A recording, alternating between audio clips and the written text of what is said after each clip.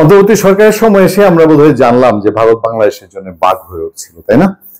বাংলাদেশের জন্য বাঘ বাঘ বাঘ একটা ভয় ভারতকে নিয়ে, বলে যে বাংলাদেশে এই হয়ে গেছে সেই হয়েছে, বাংলাদেশকে সব লুটপাট করে ভারত নিয়ে গেছে। বাট এখন পর্যন্ত ওই যে সাংবাদিক খালিদ মহিউদ্দিন সবচেয়ে জনপ্রিয় সাংবাদিকদের মধ্যে একজন, তিনি যে প্রশ্ন করলেন এই সরকার তো বলে যে এই যে এত এত ভারতীয় এখানে চাকরি দিয়ে দিয়েছে, ডক্টর আসিফ নজরুল বলেছিলেন, একজনকেও তো এখন দেখা যাচ্ছে না।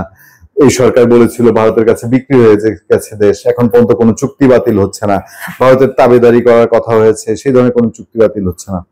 এক্স্যাক্টলি ভারত বিরোধিতা বলে বাংলাদেশে এক রাজনৈতিক অংশ বাংলাদেশকে শাসন করে, এটা হচ্ছে একদম ট্রু ফ্যাক্ট। যেটা একইভাবে সেম পাকিস্তান বিরোধিতা বা এই একবার আমেরিকা বিরোধিতা, একবার এই দেশ বিরোধিতা, এগুলো পলিটিশিয়ানরাই ধোয়া তুলে, সাধারণ মানুষ এগুলো নিয়ে মাথা ব্যথা নেই। সাধারণ মানুষের মধ্যে পাকিস্তান নিয়ে ক্ষোভ, যন্ত্রণা, আক্ষেপ আছে। বিশেষ করে পাকিস্তান আমল বাংলাদেশে কাটিয়ে এসেছেন এরকম লক্ষ লক্ষ মানুষ এখনো জীবিত আছেন, তারা পাকিস্তানের দুঃশাসন ভুলতে পারেননি। আপনি যেরকম বলেন যে শেখ হাসিনা 17 বছরের দুঃশাসন ভুলতে পারছেন না, তারাও সেরকম।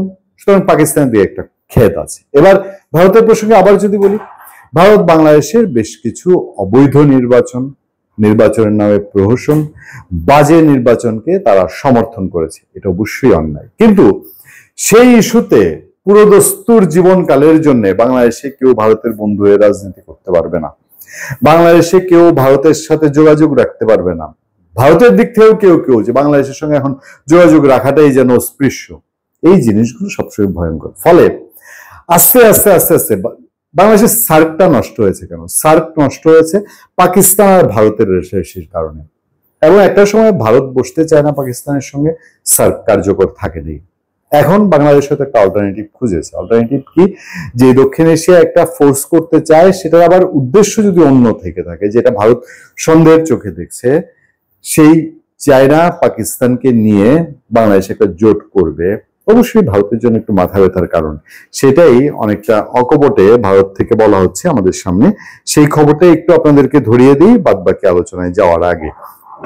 বলা হচ্ছে ভারতের প্রতিরক্ষা সর্বাধিনায়ক সিডিএস জেনারেল অনিল চৌহান বলেছেন, চীন, পাকিস্তান ও বাংলাদেশ নিজেদের স্বার্থে একে অন্যের প্রতি ঝুঁকছে।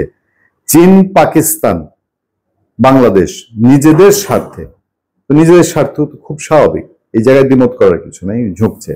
এই ঘনিষ্ঠতা ভারতের নিরাপত্তা স্থিতিশীলতার উপর মারাত্মক প্রভাব ফেলতে পারে। আচ্ছা, মঙ্গলবার ভারতের চিন্তক প্রতিষ্ঠান অবজারভার রিসার্চ ফাউন্ডেশন আয়োজিত এক অনুষ্ঠানে অনিল চৌহান এই কথা বলেন। জেনারেল চৌহান বলেন, ভারত মহাসাগরীয় অঞ্চলের দেশগুলোর অর্থনৈতিক সংকট বহিরাগত শক্তিদের প্রভাব বিস্তারের সুযোগ করে দিচ্ছে।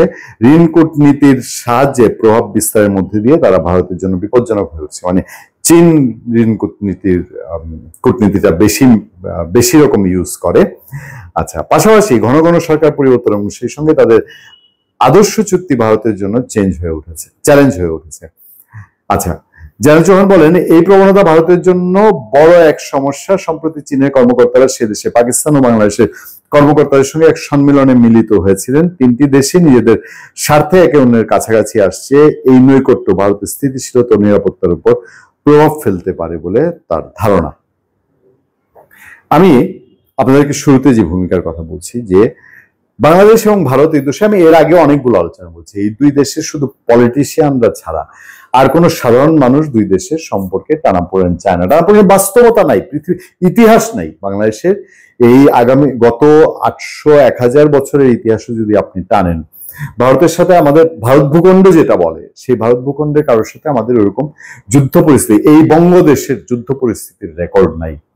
এবং সবসময় একটা সম্প্রীতি, মিলেমিশে চলা, বিবাহ বন্ধন, সামাজিকতা আদি পুরুষ থেকে এটা চলে আসছে। এখন এই জামানায় এসে কিছু রাজনীতিবিদ, এবং এটা পাকিস্তান দিয়ে প্রভাবিত হতে পারে, যেমন বাংলাদেশে একটা বড় অংশ এখন আছে যারা 71 সালে পাকিস্তান হেরে যাওয়ার পর তারা মনে করে তারা হেরে গিয়েছিল, এবং তাদের পরবর্তী কয়েক জেনারেশন ওই হেরে যাওয়ার গ্লানি নিয়েই চলতে হবে। যদিও বহু চেষ্টা করছে, নানান সময় তারা একটু ফোনে ফেপে উঠে চেষ্টা করে যে তারা ওই পরাজয়ের গ্লানিটা মুছে দিতে। এই শ্রেণীটা ভেতর বাংলাদেশের ভেতরে নানান সময় নানান কিছু উস্কে দেয়। ভারতের মধ্যেও তাই, ভারতের মধ্যেও বেশ কিছু অন্ধ পলিটিশিয়ান আছে যারা ধর্মকে ব্যবহার করে তারা এরকম একটা জুজু তুলে, বাংলাদেশ এই হয়ে গেছে, এখন এদিকে হেলে গেছে, পুরো বাংলাদেশ মনে তাদেরকে অ্যাটাক করবে। আবার বাংলাদেশের ভিতরেও কেউ কেউ যখন এই যে ভারত বিদ্বেষী, আমরা বাংলাদেশে ভারতের কি নতজানু হয়ে, তাবেদার হয়ে, মানে এই শব্দগুলো খুব স্পর্শকাতর শব্দগুলো, বললে মনে হয় হ্যাঁ এটা তো ঠিক, তাবেদার নতজানু হয়ে কেন থাকবো, কিন্তু এই শব্দগুলোর আড়ালে এমন একটা সাইকোলজিক্যাল প্রেশার আছে যে আপনি ভারতের সঙ্গে বন্ধুত্ব সম্প্রীতি নিয়ে চলবেন, এই চিন্তাটাই তখন আপনাকে বাধাগ্রস্ত করে দিবে। সারা পৃথিবীতে একেবারে ধরেন যে ইসরায়েল ইরান এখন যে অবস্থা, বা দেশে দেশে সেই ইউএসএ এবং উত্তর কোরিয়ার যে অবস্থা, সেরকম সম্পর্ক না থাকলে, আমি এই দেশকে চিনি না, এই দেশের সঙ্গে আমার কোনো সম্পর্ক নাই, রক্তের টান কাট করে ফেলো, এরকম পৃথিবীতে কোথাও নজির নাই। কিন্তু ভারতের সঙ্গে আমাদের এরকম সম্পর্ক হোক, যুদ্ধ অবস্থা ছাড়াও বাংলাদেশে এবং ভারতের দুই দেশেরই একটা বড় পলিটিশিয়ান অংশ চায়। ভালো থাকবেন, সুস্থ থাকবেন। আপনার সাথে আতিক রহমান, পূর্ণিয়া।